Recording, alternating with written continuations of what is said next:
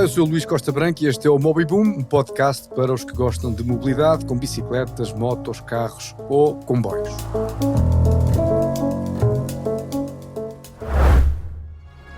Com a Quinto, a mobilidade é simples, sustentável e feita à sua medida. Renting automóvel, aluguer mensal ou diário, sempre flexível e com tudo incluído. Combinamos inovação e conveniência para tornar a gestão da sua frota ainda mais fácil. Pode marcar serviços online ou via WhatsApp e até gerir carregamentos de viaturas elétricas na app. Quinto, soluções de mobilidade flexíveis.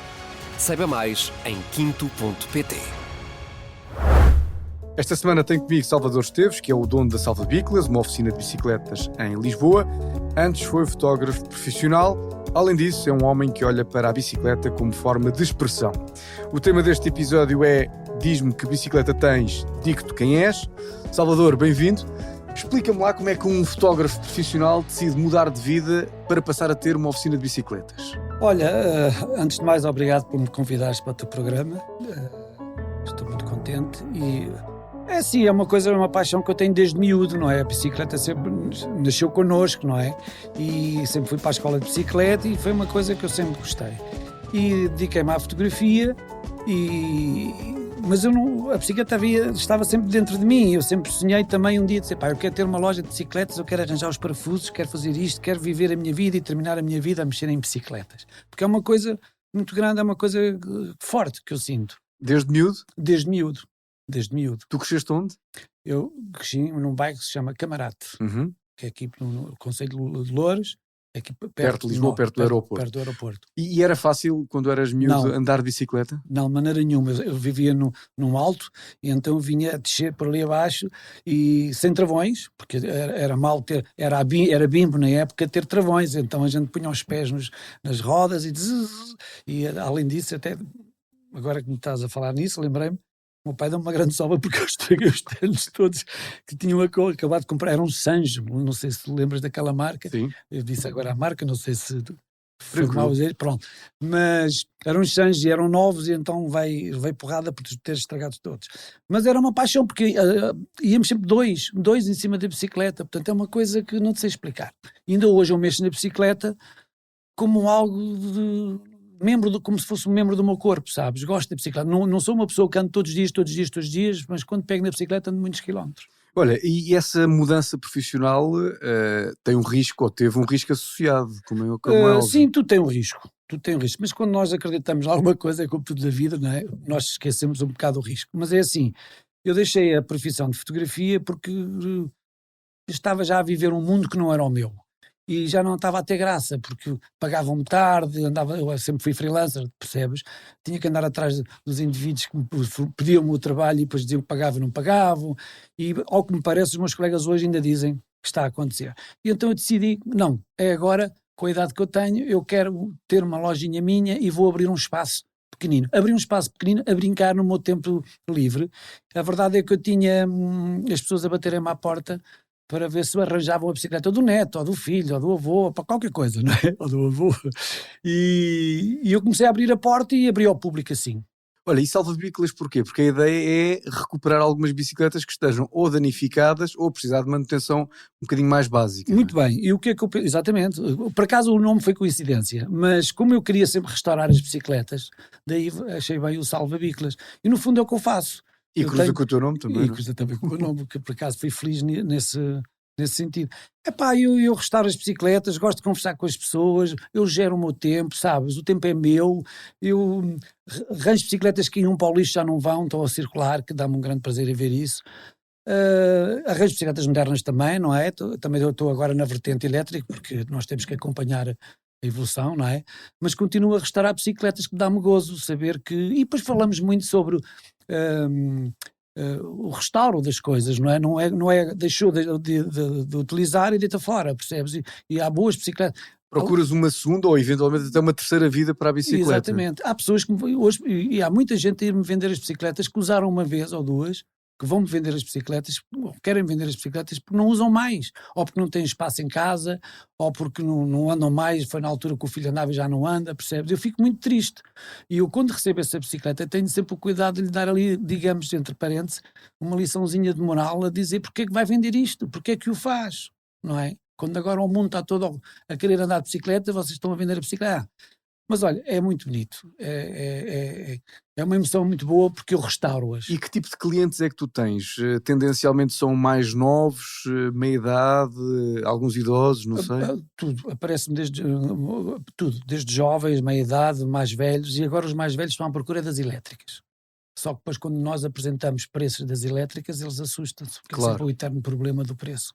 Mas os mais novos, sentes que estão motivados por esta tendência que há de mobilidade suave, ou é uma forma de se mexerem sem ter necessariamente que comprar um automóvel? Não sinto isso da juventude Então. ali.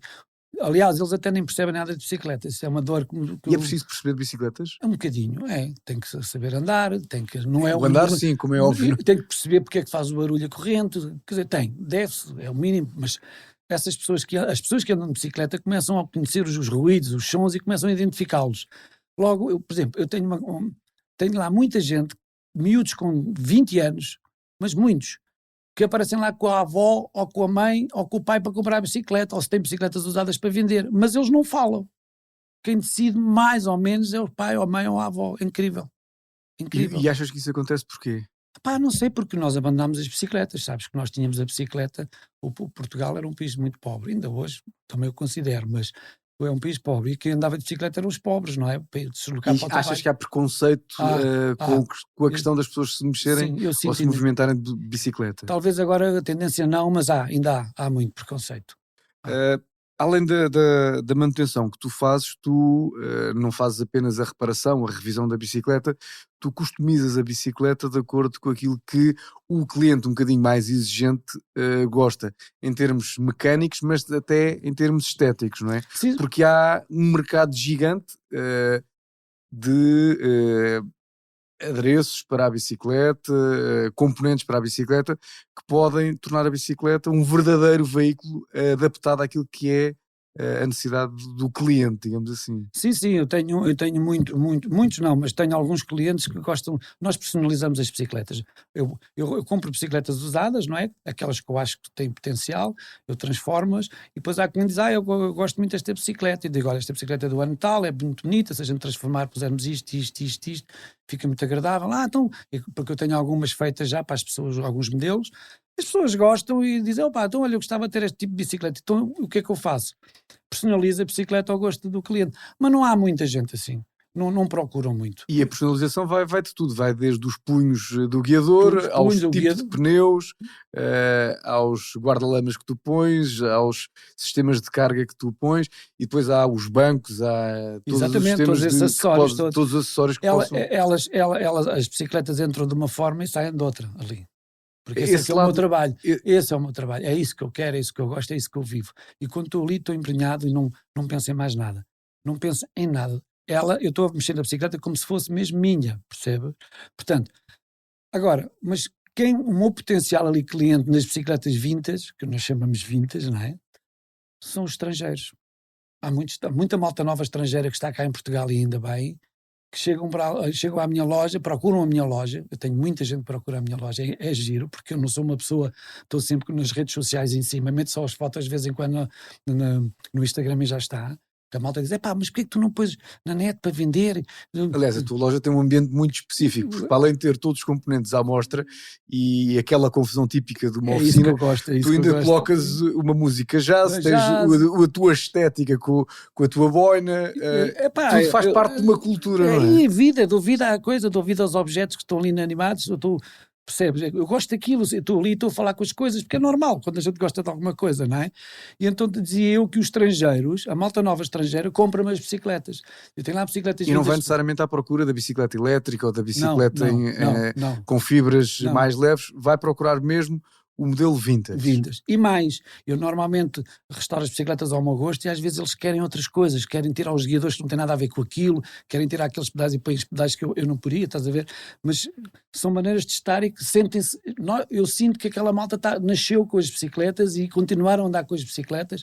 São povos do centro da Europa, não é? Não é. Portanto, tem uma cultura de bicicleta diferente. Nós não temos nada a ver, continuamos a não ter nada a ver. Nada, zero. Sendo que tu fazes recomendações em relação ao material, dizendo que há diferentes, obviamente, Sim. tipos de material, classes de material premium e depois material um bocadinho mais barato, Claro.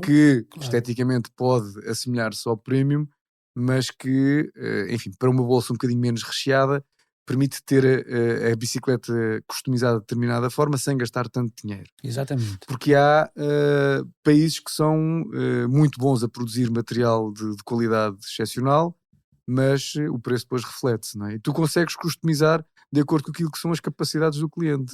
Sim, mas está um bocadinho difícil, porque mesmo as coisas que não são tão boas já são caras, está tudo caro. Pelo menos para as nossas carteiras. Uhum. Nós ganhamos, somos o país que ganhamos, eu não sei se somos o único país que ganhamos menos na Europa, mas me parece-me que sim, nós ganhamos. E as pessoas queixam. Repara, o meu tipo de cliente, infelizmente, que aparece lá muito, infelizmente, no sentido de consumo ali, nas bicicletas, quer sempre barato. O português quer barato. Claro. Se eu lhe estou a dizer assim, olha, você tem este travão para a sua bicicleta, que é o mais adequado, é um pouquinho mais caro, mas tem estas características, é de alumínio, isso aqui, ele não está a ouvir. Ele está a ouvir é que o outro que lhe tinha falado primeiro é mais barato. Olha, e como é que funciona Não esse há uma mercado? educação. Esse mercado, tu dizias há pouco que vais comprar bicicletas que precisam de ser recuperadas, pintadas, trabalhadas até ao nível da ferrugem que pode ter ou não ter. Sim.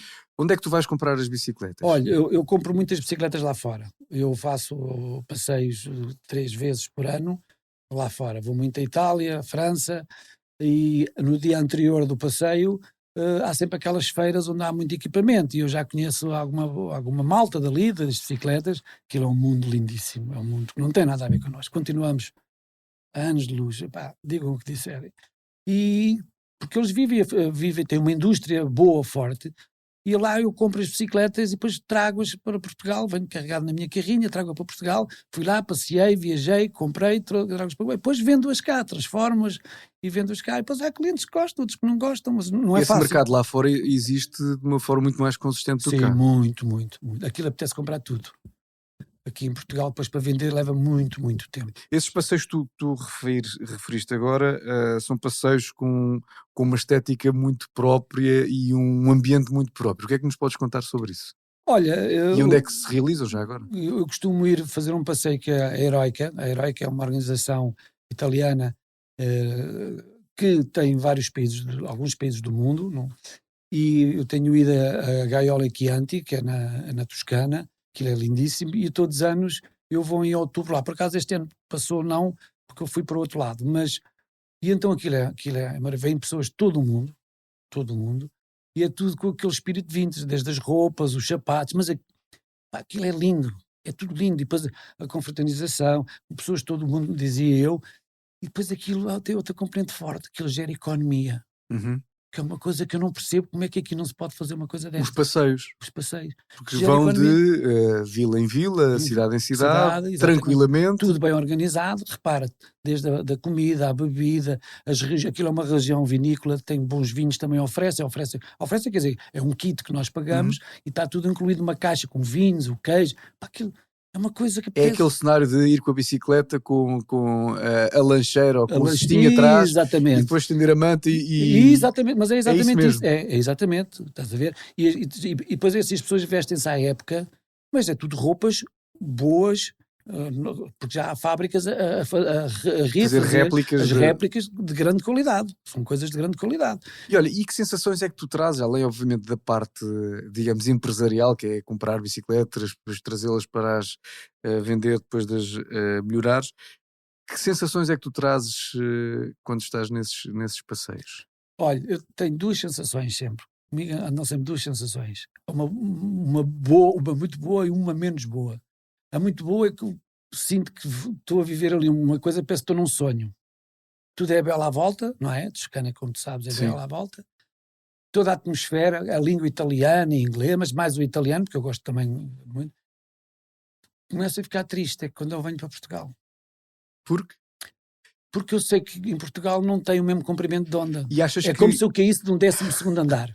Estás a ver? Sem paraquedas. Sem paraquedas. E olha, Chego achas aqui... que Portugal tem condições em termos de paisagens, Claro que de estradas, Claro que tem. de vilas, para se poder replicar isso cá? Claro que tem. E porquê é que não se faz, na tua opinião? Se formos para aí, então, é vontade política. Falta de sensibilidade. Eu conheço alguns presidentes da Câmara, mais de juntas e converso no dia-a-dia, sente-se que essas pessoas não têm sensibilidade. Não há sensibilidade. Tu falas com um italiano, às vezes eles até têm sensibilidade, mas até exageram para vou dizer o termo piroso, é vestir, é pulseiras nos braços, seja a idade que for, estás a ver? Estão sempre ali, é como se fosse um pintor a dar uma pincelada a mais, estás a ver? Aquilo deu a mais, às vezes há pintores que também devem exagerar, não sei. Sim. Aqui é igual. Aqui não há sensibilidade. E depois eu diria um bocadinho a ignorância, mas depois há a falta de formação nestas matérias, ou então, e depois é a vontade política. Não há vontade política. Tudo o que tem a ver com mobilidade, eu não sinto vontade política. Quem é que pode decidir isto? São os decisores. Quem são os decisores? São os presidentes da Câmara, os presidentes da Junta. O da Junta diz que não tem dinheiro porque o da Câmara principal é que tem que dar dinheiro. A Câmara diz que tem projetos, começam assim a coçar na cabeça. Eu tive há pouco tempo uma conversa, se me permites, deixa-me só dizer isto muito curto. Há pouco tempo, aqui quando foi o evento da Espanha, quando organizou-se aqui Volta à Espanha, eu tive a ocasião de falar com o Sr. Presidente Carlos Moedas, não é? Carlos Moedas disse bem, não é?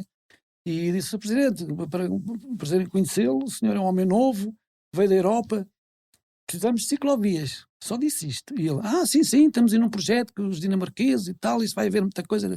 Até hoje, o que é que está feito? Há umas coisinhas feitas ali e acolá, muito bem pintadinhas, muito bem com o dinheirão que gastam, pronto, muito bem pintadinhas, mas é assim pouco e não são seguras. Eu se tenho o meu filho e quero ir para a escola, ou que ele vá lá à escola, eu vou dizer que não vais, porque eu tenho experiência de andar de bicicleta na rua e só não me matam porque não calham. Nós somos um elemento a bater, é o que eu sinto. E só para terminar, tudo se pode fazer se houver vontade política. Como não há vontade política, as coisas não acontecem. Tu vais lá para fora, as paisagens são lindas. Todas as vezes que a gente lá passa, isto é lindo. É lindo, mas é pobre. Não está arranjado. Não tem continuidade. Percebes? E isso dói muito. Olha, para terminar. E só para terminar, e não gera economia. Certo. Porque se as pessoas pusessem a dar uma limpeza nas coisas e arranjar as coisas, é como tu antes vis para a rua e nós levantamos, escovamos os dentes, lavamos a cara, penteamos, não é? Não há, isso não existe em Portugal. Ninguém não se sente essa... E a mim custa muito, essa é que é a tristeza. Olha, para terminarmos, gostava que deixasse a quem nos ouve uma sugestão para participar num desses passeios fora do país. A Heroica, sem dúvida. Sugeriram uma organização, não percebi, desculpa. Era isso? Que prova ou que passeio é que tu sugeririas? A Heroica, em Itália, Gaiolo in Chianti. Muito bem, Salvador, foi um prazer ter-te aqui no Moby Boom. Este podcast do Expresso foi gravado e editado na Tail House. A identidade sonora é de Salomé Rita e a capa é de Tiago Pereira Santos, com fotografia da Matilde Kfieschi. A coordenação está a cargo de Joana Beleza e a direção de João Vieira Pereira. Eu sou o Luís Costa Branco, volto na próxima semana. Siga a viagem.